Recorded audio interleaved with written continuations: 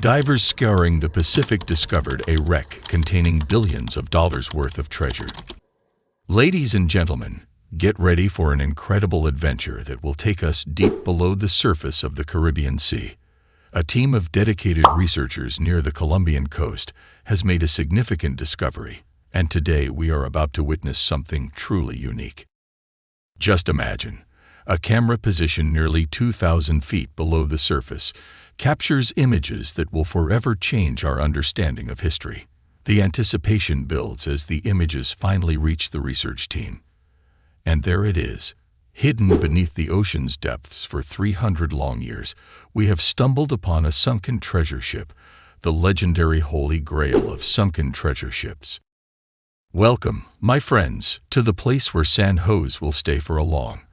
But let me tell you, it wasn't easy to find this out. A few months ago, the same group of marine archaeology consultants and experts from the Woods Hole Oceanographic Institute looked all over the area but found nothing. Even though we have access to cutting-edge technology, it is not easy to find shipwrecks from hundreds of years ago. The ocean is known to guard its secrets fiercely. Our determined group was not put off by the problems. Instead, they chose to plan a second study for November. This time, the work they did paid off better. But they were not the first people to go on this journey to find treasure. A different group thought they had found the San Jose, a Spanish galleon that sank in the 18th century with a lot of money on board. This was more than 30 years ago. This group, called the Sea Search Armada, told the government of Colombia that they thought the wreck of the San Jose was off the coast. Unfortunately, when they asked for permission to save the site, they were turned down. This led to years of legal fights and the end of exploration. The wreck stayed hidden because it was secret and because time had passed. It took years for the Colombian government to agree to a state-funded survey of the area. Now, after 300 years, we can see the galleon and its valuable goods for the first time. This is the age of finding out. Let's learn more about the long past of San Jose. From the 15th century to the middle of the 19th century, European countries went on explorations to find new places to deal with. Christopher Columbus, who was working for Spain, led the way to the Americas. This helped Spain do very well. After Columbus's famous trips, San Jose set out to bring taxes and riches from the New World back to Spain. But in June 1708, a chance meeting with a British group on a treasure fleet trip led to a terrible fight known as Wager's Action. The fight lasted for more than 12 hours, and an unexpected blast sent San Jose and its valuable cargo to the bottom of the ocean. The wreck was left alone for hundreds of years, and when it was finally found again after a long time, it fascinated both treasure hunters and scientists. Recent pictures of the wreckage showed a treasure trove of artifacts, such as cannons with elaborate engravings that caught the attention of experts. People still argue about what San Jose's riches mean and what secrets it might hold, but the wreck is still underwater, keeping its secrets hidden. In the Baltic Sea, the wreckage of the German trade ship Franken from World War II is a haunting memory of the ship's past. During World War II, the German shipyard was known for making U-boats. However, the Franken, which was meant to be a merchant ship, wasn't finished until 1942 because of the high demand for U-boats. This was the year that the Nazis attacked Denmark. In the same year, the Germans moved the Franken to the shipbuilders Burmeister and Wain in Copenhagen, which is the capital of Denmark. In March 1943, the Franken I is put into service and started working in the Baltic Sea as a tanker and supply ship.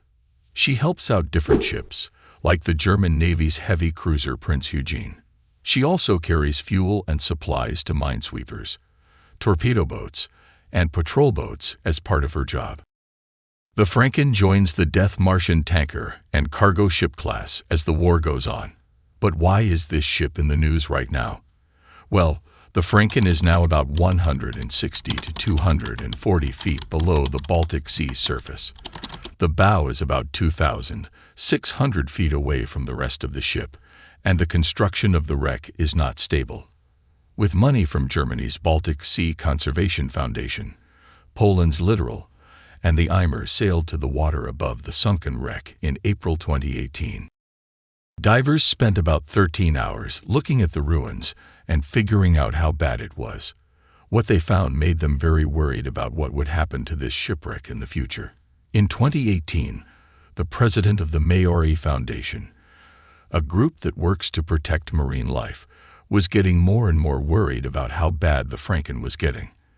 Every day, the steel in the wreck gets weaker, making it more likely that it will fall.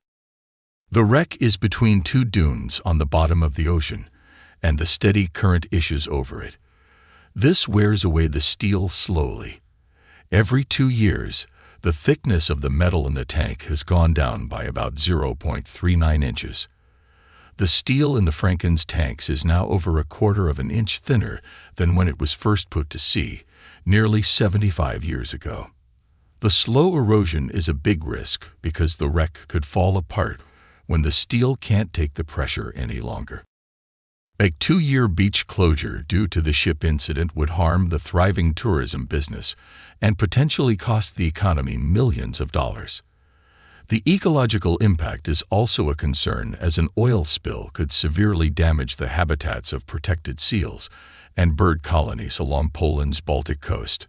Unfortunately, the Polish government lacks the responsibility to prevent such disasters proactively, only taking action when spills occur, which may be too late to mitigate the worst effects. The catastrophic consequences of Stuttgart's oil leak during World War II serve as a chilling reminder of what could happen if the Franken's oil contaminates the Baltic Sea. To prevent a similar outcome, we look to Kittiwake's story, where the dangerous cargo was successfully managed. However, time is running out, and urgent action is crucial.